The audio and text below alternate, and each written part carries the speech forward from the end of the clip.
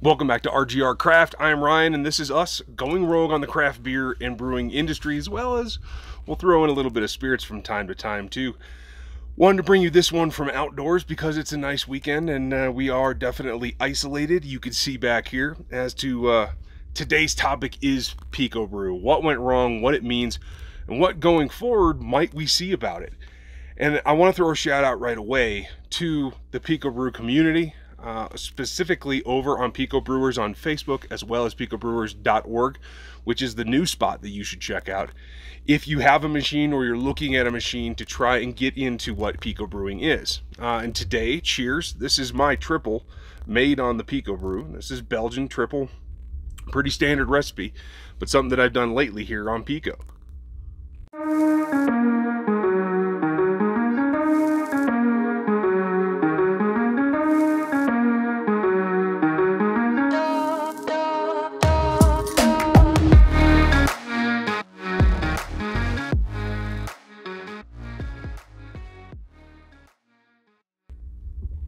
And I want to explain why I chose to go with Pico. It's been a long road, and it started back to almost 3 years ago now at Great American Beer Fest at the booth that Picobrew had there. And that's when I first ran into them and started to see the machines getting down to the point where they could be useful, I think, in an application that I could see doing.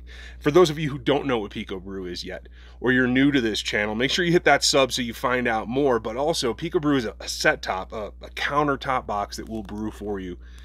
Set times, programmable, and with honestly minimal intervention once you get the hang of it. And I think it's a really interesting concept. They had been on a great tear for a very long time.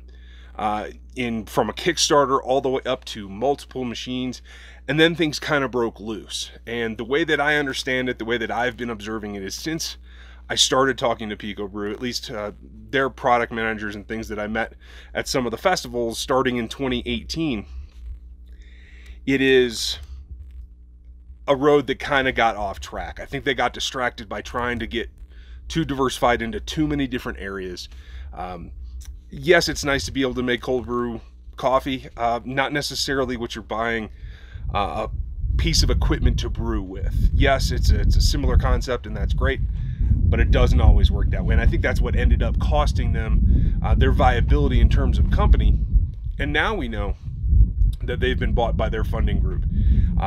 The big question is, we don't know what's going on. And if you go over to the Picobrewers Facebook forum, you can find a lot of information there. The forums at Picobrew themselves are not very active. There's no company feedback there that I've been able to find. And folks there are quite frustrated. So I encourage all of you, if you are interested in Picobrew, to go to that Facebook forum. The group, you can apply to join, and then you'll get all the information. There's a lot of interesting stuff going out there. I'm hoping to get some of the Picobrewers from that group onto this show eventually. We'll see what we can do in terms of Zoom or something like that.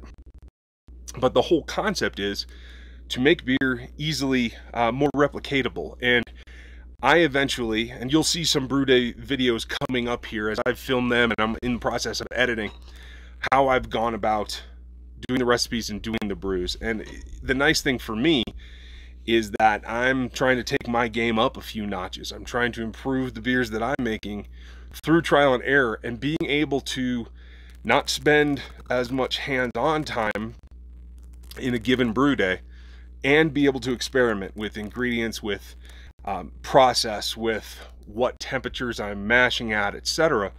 It goes a long way in using this particular system as a pilot. And I know there are some small breweries that have done that too. I think that's how the Z in particular has been marketed. Now, what I did in my store, I went out and got used secondhand AZ1. It was from an original Zymatic owner. And for those of you that are Picobrewers, you already know this story. For those of you that are not, Zymatic is the first big manual aimed brewing machine they made a couple of years ago. That was loose ingredients. It was not pre-packaged anything, and it was a little more hands-on. It was for a professional brewer was the concept, or the really upper end home brewer. And so that's what the evolution was. And if you had bought that machine and you used the Zymatic itself, they made some offers where you could upgrade to their new machine at a reduced cost. And that's what I did. I found someone local here in Colorado that had done that process, but had not used the machine yet. Because of everything at the beginning of 2020, he had just not gotten around to using it. And by the time COVID had hit, he decided he wanted out of the Picobrew game. This is before the announcement of the sale. And so it was a very strange time. The sale hit, and I was able to pick this machine up for less than half than it costs retail. And that was really the jumping off point for me. So I'm running a Z1 that is the initial Zymatic Owners limited edition, the first ones that they sent out. And from my understanding, they haven't been without a couple of issues, but mine has been great so far. Looking at 4 brews to this point on it, and it's starting to pick up pace. Very interesting concept of what you can do, and I've been very much experimenting not only with the triple, adding a little bit of color here. You can see how deep and dark that is for a triple, and a lot of my professional brewer friends have had a lot of feedback, and it allows me to dial my things in more quickly without having to spend an entire brew day hands-on like I normally would, making these huge elaborate batches, or you know, just 5 gallons at a time. Now I'm doing 2.5 gallons at a time, just to get the repetition, to get it out and be able to go through a number of different variations in what would be the same time. So that's the concept. Now for you that are Pico brewers, I'd like to know in the comments how you feel about where the company is and what the options are. The update that has come in the last couple of weeks is that there are people, they're doing a lot of technology-based solutions, trying to see where the future is going to be and future-proof themselves as well as the rest of the community about a way for them to contact a standalone server. And that's the rub with the Pico machines, is they are internet dependent. Their recipes, their processes are stored online. So having a new place to go for them, you have to do some specific things with a router, I understand, some DNS transcripts, and translate them to a local server so that they think that they're pinging the mother home. But that mothership is the big question, and that's what it comes down to. So if you're considering a Picobrew machine, know that there are some hurdles ahead. And that's honestly not an issue for me, and I don't think it will be for a lot of the community, because that's the whole point of homebrewing. Ever since any of us started, it's been about fixing things, tweaking things, building your own specific setup for what you want to do. You guys have seen my induction setup. There's more coming on that as well, because that's tweaking as well, to go right along with the idea of Pico brewing batches to get to a final recipe that I want to make in higher volume, 5-10 gallons, and my system will do up to 15, so I have a lot of room to play.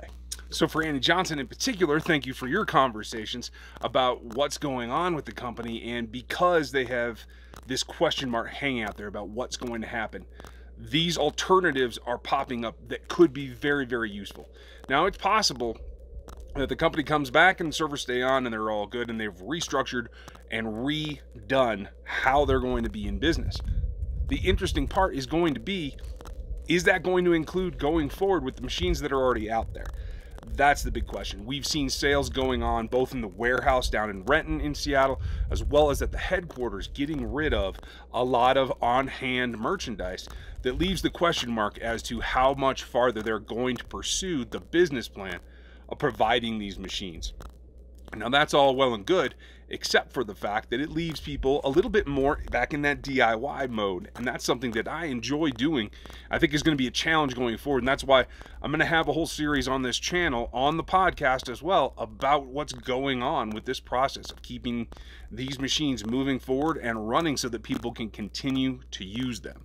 That's going to be my focus as I continue to make more and more beers with this machine in order to try and pilot where I'm going overall. that hopefully will continue to work, and that's going to be part of this journey as well. But this is the launching off point, and I wanted to give a lowdown as to where Picobrew stands today, as well as the community involved in it, but also why I'm doing what I'm doing and where it's going to be going. We're going to continue to have all kinds of other content as well, beer reviews, the beer sessions with Mike. We're going to talk Grainfather, his system. We're going to talk about my big system, as well as the versatility of induction heating your mashes, being able to do steps, etc. Taking things above and beyond as we explore this world continually of not only home brewing, but craft beer in general. So I hope that you guys are along for the ride. I appreciate you taking the time to listen to this one, and let me know what you think. Let me know if there's specific topics you'd like us to discuss and cover. We can certainly do that. Look for the brew days coming. Those videos are being compiled now, and we'll get those out. And look for basically a show once a week. We're aiming for Wednesdays, but you never quite know. So thanks for clicking here. If you're new to the channel, make sure you get subbed and hit that bell notification. We appreciate your time, and we'll check you next time. Cheers.